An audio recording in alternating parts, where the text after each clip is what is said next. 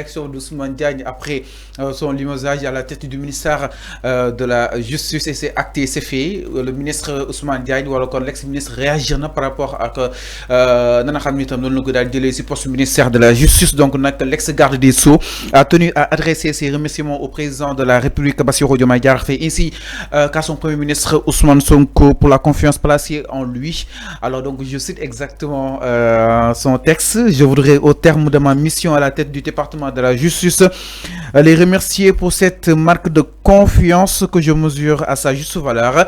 Je leur réitère toute ma reconnaissance, mon soutien et mes prières de réussite dans leur exaltante mission, a déclaré Ousmane Diagne dans son message. Il a également associé à ses remerciements l'ensemble des membres du gouvernement avec lesquels il affirme avoir eu un immense plaisir à pratiquer en raison essentiellement de leur extrême courtoisie et de leur sens du devoir.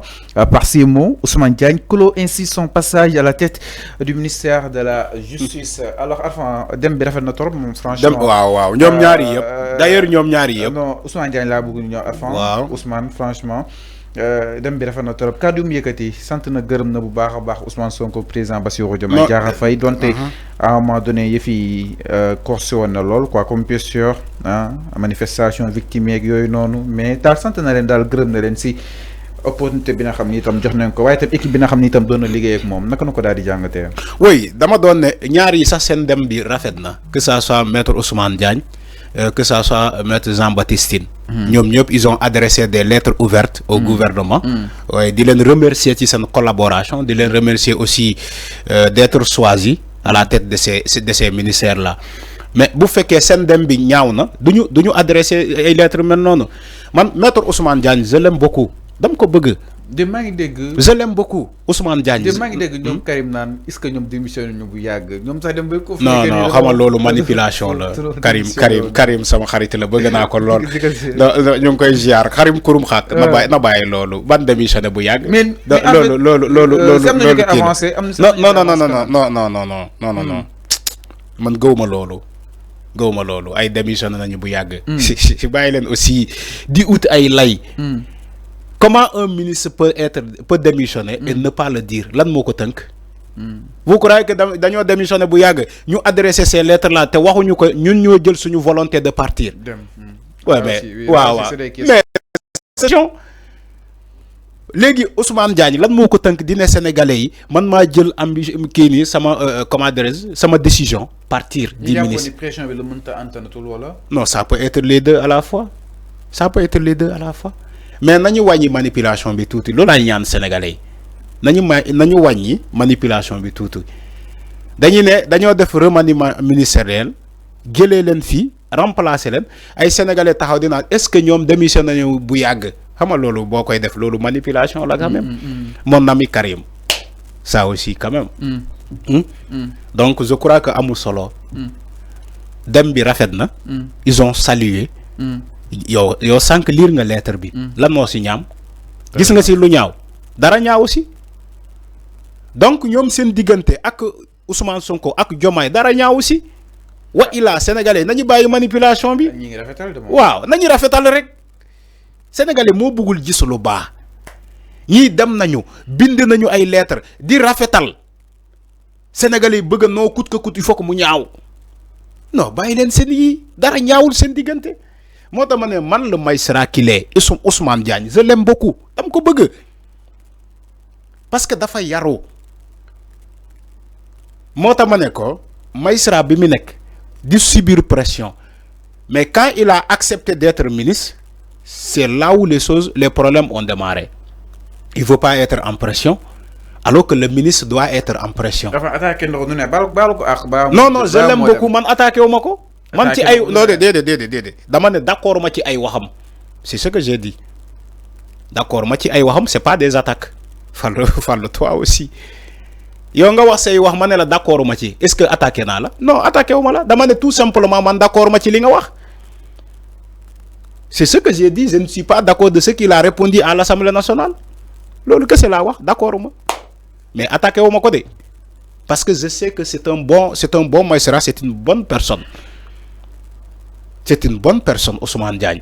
koo xam ne mën na résister lu bëri. exactement moo tax ma ne la je l'aime beaucoup de la justice yombul de.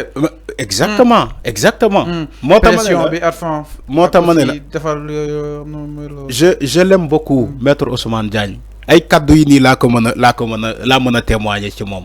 c'est un magistrat que j'aime beaucoup te maa ngi koy xaar ci magistrature bi mu delluwaat nekk magistrat ba mu nekk.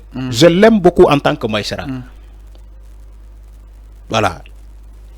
alors mi ngi noonu exactement leer na par rapport ak li nga xam ne que moo di justement général Jean-Baptiste Tine donc nag mi ngi noonu par rapport kii Ousmane Diagne exactement Arfan ñaanal na ki nga xam ne que moo di l'autre ki koy remplacer naka na ko daal di jàngatee aussi. Yacine Fall waaw.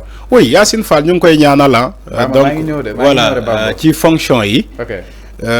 yàlla mission bi parce que mission la yàlla yan bi oyof et aussi mission buñ ko jox yàlla mu réussir ko moom Yacine Fall parce que coow li bëri na c'est à elle de relever le défi ay nit ñu ngi naan non elle est incompétente amul xam-xam pour jiite loolu léegi ñu ngi koy ñaan bu déggee loolu yëpp les témoignages des Sénégalais mu yokkal ko courage mu mën a réussir ci sa mission parce que elle doit réussir. boo gisee ñu nommé ko à la tête du ministère de la justice c'est pour mu réussir. ok Ousmane Sonko ak Diomaye dañoo porter seen confiance ci moom Yacine Fall. et doit coûte que coûte réussir ci ministère boobu. wa ila ça va être la déception. alors c'est clair. ça va être la déception.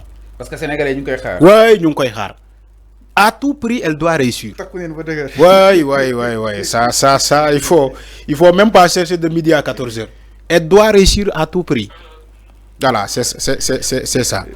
alors donc leer na Arfan par rapport ak wàll yi jëm si li nga xam bàyyi téléphone ne mbir mi Arfan merci beaucoup baal naa la alors Arfan ma lay fàttali mi déew dina ñëw si kanam ak Arfan tuuti incha allah ce soir dañuy am Pape Cheikh Sylla si li nga xam ne que moo di justement le point de l'actu suñu ay programme dafay daal di wéy suñu l'ensemble des plateformes alors Arfan bàyyi nga daal di tàggatoo ak li nga xam ne que moo di téléspectateurs yi quant à moi rendez-vous ce soir à partir de 20h dans le point de l'actu alors tàggatool ñu dem ba demee incha allah. di nuyu sénégalais yi ñi doon seetaan yëpp nuyu sénégalais yi nekk ci diaspora bi aussi nuyu sama kilifa sama wasila El Hadj Ousmane Fansou Bodian nuyu taalibe yi yëpp nuyu Moussa Samb Moussa Samb boo xamante ne voilà grand Moussa man awma say fay voilà donc bàyyi naa la ak yàlla grand Moussa depuis Italie Ibrahima Thiam Milan foofu Samba Sy Diaw Jacqueline Tourpé merci beaucoup suñu mami boobu depuis foofu Bruxelles Ami Diallo Fatou Bodian Gabriel Diatta l'homme de Lindiane aussi Marie-Claire Sambou ñëpp ñu ngi leen di nuyu noonu la ñuy nuyee aussi Diarra Ndiaye voilà nuyu Sadbou Ly Samba Dione Sadbou le grand juriste ñu ngi koy nuyu ci contribution yi yëpp Cheikh Dioum mon frère de valeur depuis Abidjan ñu ngi koy nuyu Aliou Badara Camara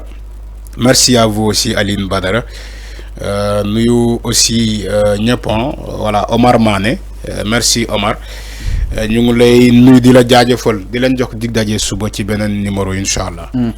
merci beaucoup Arfan di lay jaajëfal bu baax a baax waxtaan wi amoon na solo.